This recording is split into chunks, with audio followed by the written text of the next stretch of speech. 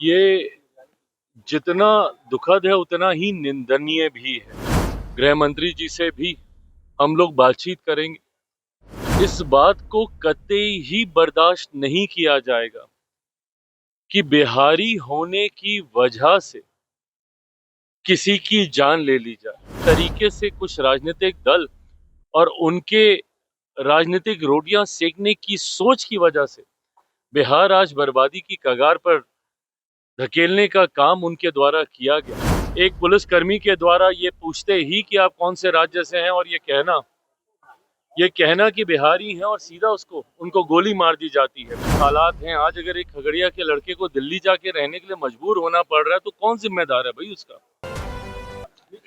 देखिए, बहुत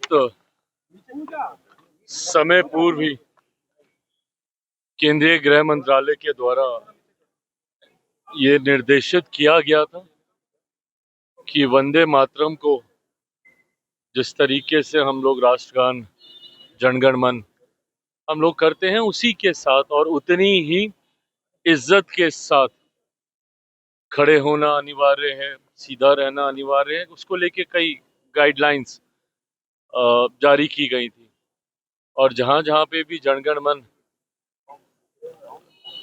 को गाया जाता है वहां पे साथ में ही वंदे मातरम का भी गाया जाए। तो ऐसे में धीरे धीरे मुझे लगता है ये व्यवस्था का हिस्सा बनने लगा। सरकारी कार्यक्रमों में हम लोग देखने लगे हैं और अब अगर बिहार में भी किया गया है, अच्छी बात है। ये इसके माध्यम से राष्ट्रीय एकता, देशभक्ति की भावना को बढ़ावा मिलता है और ये कई तरीके के जो भेदभाव बच्चों के मन में डालने का प्रयास किया जाता है, उससे हटकर समावेश की, एकजुटता की भावना को ये बढ़ाने का काम करता है। सरकार के द्वारा लिया गया ये फैसला, उसका मेरी पार्टी हम लोग स्वागत करते हैं। दिल्ली में सर पुलिसकर्मी के द्वारा एक बिहारी की गोली मारकर हत्या कर दी गई। ये जितना दुखद है उतना ही निंदनीय भी है। ऐसे में कमिश्नर साहब से भी बात हुई है और आज क्योंकि मैं पिछले 2 दिन से बिहार में ही हूँ और हमारे पार्टी के सांसद कमेटी टूर पे थे, पर वो टूर को आधा छोड़कर आज शाम तक वो पीड़ित परिवार से मिलेंगे। एक बार वो मिलकर आए, परिवार क्या जानकारी उन्हें देता है, उसके आधार पर गृह मंत्री जी से भी हम लोग बातचीत करेंगे। इस बात को कतई ही बर्दाश्त नहीं किया जाएगा कि बिहारी होने की वजह से किसी की जान ले ली जाए। मेरी लड़ाई खास तौर पर बिहारी अस्मिता की ही है। जब मैं बिहारी फर्स्ट की बात करता हूं तो मैं जात पात धर्म मजहब से उठकर उस खोए हुए बिहार के गौरव, बिहारी स्वाभिमान की लड़ाई लड़ने की ही बात करता हूं, जो एक समय में बिहारियों की पहचान था। नालंदा यूनिवर्सिटी हम लोग की पहचान था, एक से एक महापुरुषों की धरती, ये हमारी पहचान थी। पर जिस तरीके से कुछ राजनीतिक दल और उनके राजनीतिक रोटियां सेकने की सोच की वजह से बिहार आज बर्बादी की कगार पर धकेलने का काम उनके द्वारा किया गया और जंगल राज बिहार की पहचान बन गया। ऐसे में पुनः कैसे बिहारियों का गौरव, स्वाभिमान लेकर आए, इस दिशा में तो हम लोग बिहारी फर्स्ट के माध्यम से मुहिम चलाने का काम कर ही रहे हैं। पर हाँ, दूसरे राज्यों में भी बिहारियों का संरक्षण हो, ये जिम्मेदारी भी हम लोग की बनती है। मैंने तो बिहारी फर्स्ट में ये प्रावधान भी दिया है कि जितने प्रवासी बिहारी हैं उनके लिए भी एक अलग से मंत्रालय का गठन बिहार में होना चाहिए। ये डेटा हम लोग के पास होना चाहिए कि कौन सा बिहारी कौन से राज्य में है, कौन सा बिहारी कौन से देश में है, और वहां पे अगर उन्हें कोई कठिनाई आ रही है तो किस तरीके से बिहार सरकार उसमें उनकी मदद कर सकती है इस दिशा में। क्योंकि हकीकत है, पलायन हुआ है, बड़ी संख्या में बिहारी दूसरे राज्यों में, दूसरे देशों में जाने के लिए मजबूर हुए हैं। पर दूसरे राज्यों में, दूसरे देशों में वो सुरक्षित रहें, ये जिम्मेदारी भी बिहार सरकार की हम लोग की होनी चाहिए। बिहारी फर्स्ट में मैंने इस प्रावधान को जोड़ा है। संभवतः सरकार आगे बढ़ेगी, हम लोग इसको मौजूदा सरकार से भी आग्रह करेंगे कि इस मंत्रालय का, इस व्यवस्था का गठन किया जाए। पर जिस तरीके से एक पुलिसकर्मी के द्वारा ये पूछते ही कि आप कौन से राज्य से हैं और ये कहना कि बिहारी हैं और सीधा उनको गोली मार दी जाती है, इसको कतई बर्दाश्त नहीं किया जाएगा।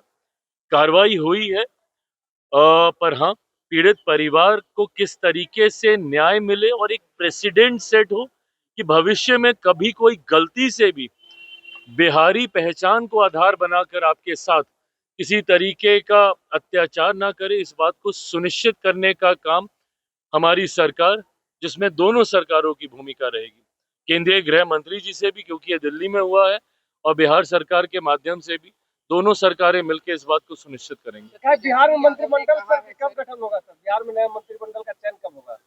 बात हुई है? जल्द हो जाएगा, चर्चाएं चल रही हैं। आप सब जानते हैं कि विभिन्न राज्यों में चुनाव था और ये सब हम लोग मान भी रहे थे कि राज्यों के चुनाव एक बार समाप्त होंगे, उसके बाद ही हम लोग इस दिशा में हम लोग आगे बढ़ेंगे। मैटर ऑफ टाइम है कि हम लोग परिणाम से पहले या परिणाम के तुरंत बाद मंत्रिमंडल का विस्तार हो जाएगा। जरूरत भी है, क्योंकि सरकार को पूर्ण रूपेण अपने आप को, व्यवस्था को तैयार कर जन सेवा में और जो वादे हम लोगों ने किए उसको पूरा करने के लिए जरूरी है कि पूरा मंत्रिमंडल जल्द से जल्द शपथ ले। उस दिशा में हम लोग जल्दी फैसला लेंगे। यादव ने कहा है कि भाजपा शासित जो भी प्रदेश है वो बिहारियों के लिए अभिशाप। भाई, आपने तो बिहार को ही बिहारियों के लिए अभिशाप बना दिया, आप क्या दूसरे राज्यों पे उंगली उठा रहे हैं? बिहार के अगर आज ऐसे हालात हैं, आज अगर एक खगड़िया के लड़के को दिल्ली जाके रहने के लिए मजबूर होना पड़ रहा है, तो कौन जिम्मेदार है भाई उसका?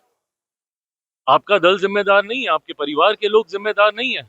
90 का दशक कितनी आसानी से ये लोग भूल जाते हैं, जब इन्होंने बिहार को बर्बादी की कगार पे लाके खड़ा कर दिया। अगर बिहार जिस ग्रोथ के साथ आगे बढ़ रहा था, अगर वो 15 सालों का डेंट नहीं लगता है, जहां पे आपने अर्थव्यवस्था को पूरी तरीके से चरमरा दिया, जहां पे इंफ्रास्ट्रक्चर को आपने पूरी तरीके से ध्वस्त कर दिया, सवाल तो तुरंत आप पूछ लेते हैं कि 2 दशक से मुख्यमंत्री नीतीश कुमार जी रहे, उन्होंने क्या किया? आप खाई देखें जो आप छोड़ के गए थे। किसी एक सामान्य जमीन के ऊपर विकास की इमारत को स्थापित करना आसान होता है, पर उस खाई को पहले भरना, कनेक्टिविटी पूरी तरीके से ध्वस्त कर दी गई थी। आज बिहार के किसी भी कोने से आप पटना, आप मुश्किल से 4.5-5 घंटे में आप आ सकते हैं। भाई, मैं खुद इसका गवाह हूं। हम लोग शहर बन्नी, मेरा गांव जाते थे, पूरा पूरा दिन लग जाता था। आज हम लोग 3, 3.5, 4 घंटे में हम लोग आ जाते हैं।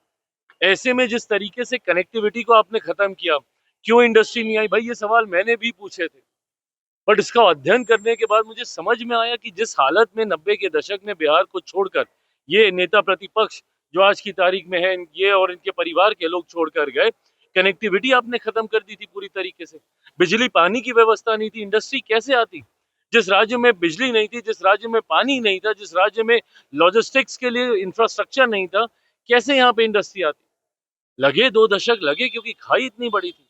पर आज की तारीख में जब वो इंफ्रास्ट्रक्चर तैयार हुआ है, मैं मानता हूं कि अगले 5 साल बिहार के लिए एक स्वर्णिम काल के तौर पर होंगे। जिस तरीके से प्रधानमंत्री जी का विशेष तौर पर बिहार और बिहारियों के प्रति उनकी सोच है, मैं मानता हूं इन 5 सालों में बिहार काफी आगे बढ़ेगा। बट आपने और आपकी वजह से जो लोग बिहार छोड़कर गए हैं, मेरी जिम्मेदारी या मेरी सोच से पलायन रोकने तक की नहीं है, रिवर्स माइग्रेशन की भी है, कि जो लोग बिहार से बाहर गए हैं, कैसे उन्हें वापस हम लोग बिहार लेकर आए। तो आज जब आप उंगली उठा रहे हैं कि दूसरे राज्यों में सुरक्षित नहीं है, आपके रहते हुए, आपके नेतृत्व में बिहारी अपने राज्य में सुरक्षित नहीं था, इसलिए बिहार छोड़कर उन्हें बाहर जाना पड़ा। और यकीनन दूसरे राज्यों में जब उनके साथ ऐसी घटनाएं होती हैं, ना सिर्फ ये दुखी और आपको विचलित करती हैं, बल्कि जल्द से जल्द पीड़ित परिवार को न्याय मिले, इस सोच के साथ भी हम लोग काम कर रहे हैं। बट ये उंगली जब उठाते हैं तो कई उंगलियां इनकी खुद की ओर उठती है कि आज अगर उसको वहां पे गोली लगी तो उसका जिम्मेदार कौन था, उसको बाहर भेजने का काम किसके द्वारा किया गया। गोल, जहां 28 वर्षों के सफर में 18,000 से भी अधिक छात्रों ने डॉक्टर एवं इंजीनियर बनकर सफलता की ऊंची उड़ान भरे है, जहां साधारण छात्र भी बिहार एवं झारखंड टॉपर बनकर बड़ा इतिहास बना रहे हैं। दूरदर्शी शिक्षाविद श्री विपिन सिंह के मार्गदर्शन में मेडिकल एवं इंजीनियरिंग के लाखों छात्रों के लिए आशा की किरण के रूप में गोल, द रिजल्ट फैक्ट्री